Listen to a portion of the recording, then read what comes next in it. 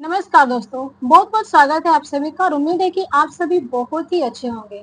दोस्तों, कहते हैं कि पिता के लिए जो बेटियां होती हैं वो ईश्वर की सुकृति होती है। ईश्वर का सबसे बड़ा तोहफा होती है, वरदान होती है। संस्कारों में कहें तो संस्कृति होती है, कुदरत का वरदान होती है, अहोभाग्य की पहचान होती है, भूमि का उद्भिज होती है, शत्रुपा का रूप होती है, शक्ति स्वरूपा होती है, घर की लक्ष्मी होती है।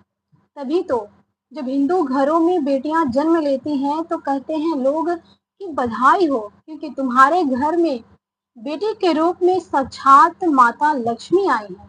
तुम्हारे घर में अन्नपूर्णा आई है, तुम्हारे घर में शक्ति स्वरूपा आई है। पर दोस्तों, जब एक पिता ही अपनी बेटी की जान के हत्यारे हो जाए तो इस समाज में क्या होगा? ऐसा ही कुछ हुआ है गुरुग्राम में।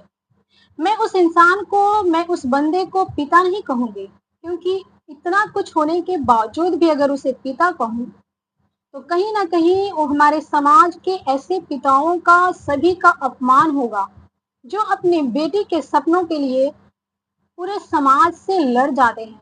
अपने बेटे के सामने एक चट्टान बनकर खड़े होते हैं कि जो भी तुम्हारे रास्ते में मुश्किलें आएँगी, उन सभी से पहले मैं लड़ूंगा, उन्हें हटाऊंगा, तुम्हारे रास्ते साफ करूंगा ताकि तुम आगे बढ़ सको, अपने सपनों को सच कर सको, अपने सपनों को हकीकत में बदल सको। तुम अपने पंखों को आगे बढ़ाओ और उड़ सको, उसे संवार सको, अपने सपने को सच का स्वरूप दे सको। पर एक पिता ने कुछ ऐसा कर दिया है दोस्तों, जिसको पिता नहीं कहा जा सकता। पिता कहना ऐसे पिता का अपमान होगा जो अपनी बेटियों से बेइंतहा मोहब्बत करते हैं, प्यार करते हैं, प्रेम करते हैं, उनके सपनों को सच करने के लिए अपना सब कुछ देने को तैयार होते हैं, कड़ी मेहनत करते हैं, खून पसीने एक करते हैं ताकि उनकी बेटी के सपनों को सच हो सके। बेटी के जो सपने हैं उन्हें सच का स्वरूप मिल सके। पर दोस्तों, कुछ ऐसा हुआ है और ये ऐसा जो हुआ है उस बेटी का कोई दोष नहीं था। उसने कुछ ऐसा नहीं किया था जिससे ये मजबूर हो जाए। वो समाज की सड़ी गली नाली के कीड़े नहीं बन गई थी, जिसे हटाना जरूरी था उसके लिए। दोस्तों, बस उसका कारण इतना था, उस बेटी की गलती इतनी थी कि वो आगे बढ़ना चाहती थी।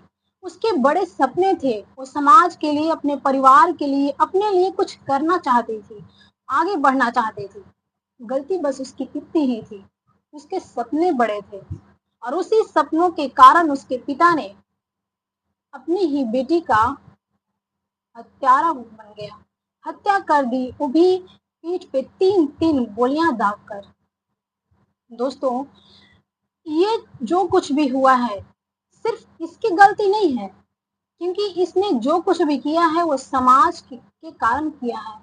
आज भी इतना कुछ बदल गया हमारे देश में, हमारे समाज में, सब कुछ आगे बढ़ रहा है, परिवर्तित हो रहा है।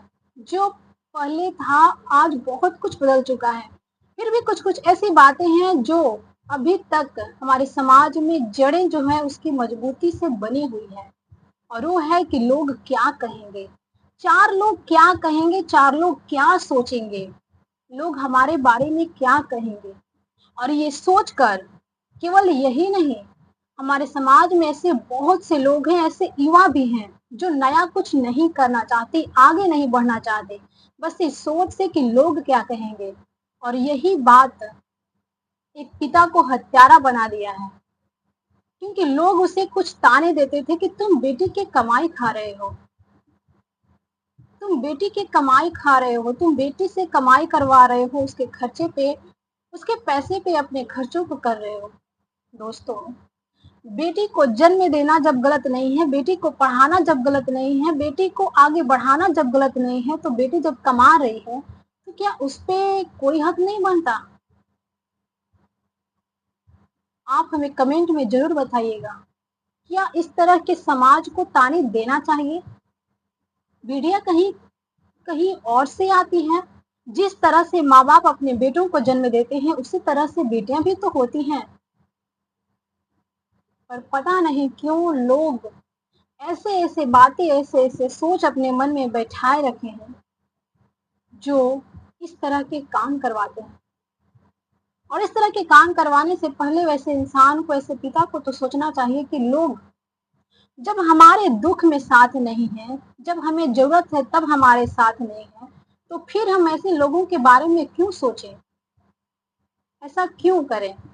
दोस्तों, जो लोग ये सोचकर कि लोग क्या कहेंगे, लोग क्या सोचेंगे, अपने आप को रोकते हैं, इस तरह के गलत रास्ते पे चलते हैं, गलत कार्य करते हैं, उन्हें एक बार नहीं 1000 बार सोचना चाहिए कि ये लोग जब तुम दुख में होते हो, जब तुम्हें ज़रूरत होती है, मदद की ज़रूरत होती है, क्या तुम्हारे वो साथ होते हैं? जब तुम्हारे वो दुख में साथ नहीं है, खुशियों में साथ नहीं है, तो फिर ऐसे लोगों के बारे में तुम सोचते ही क्यों हो? क्या हमें सोचना चाहिए? ऐसा ही हुआ है दोस्तों। एक पिता ने बस कुछ लोगों के तानों की वजह से अपनी बेटी के सपनों को उतर दिया। उसे आगे बढ़ने से हमेशा के लिए रोक दिया और हमेशा के लिए रोका ही नहीं, उसे दुनिया से ही मुक्ति दिला दी। दोस्तों, वो बेटी अगर समाज में रहती तो आगे और भी बहुत कुछ करती। समाज के तानों ने इतना उस पिता को दबाया कि उसे वो बेटी भारी बोझ लगने लगी, क्योंकि अगर बोझ न लगती तो इस तरह से उसने बेटी के पीठ पे 3-3 गोलियां दागकर उसे मौत के घाट नहीं उतारा होता।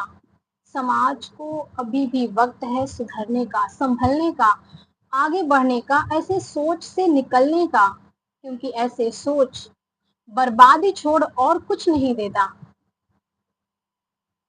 दोस्तों, जब ये गुरुग्राम की एक लड़की राधिका, वो 7 साल की उम्र से टेनिस खेलने के लिए उस पिता ने प्रेरित किया और आज अब उसी पिता ने अपनी बेटी को मौत के घाट उतार दिया है, बस कुछ लोगों के कहने पर कि तुम बेटी की कमाई खा रहे हो।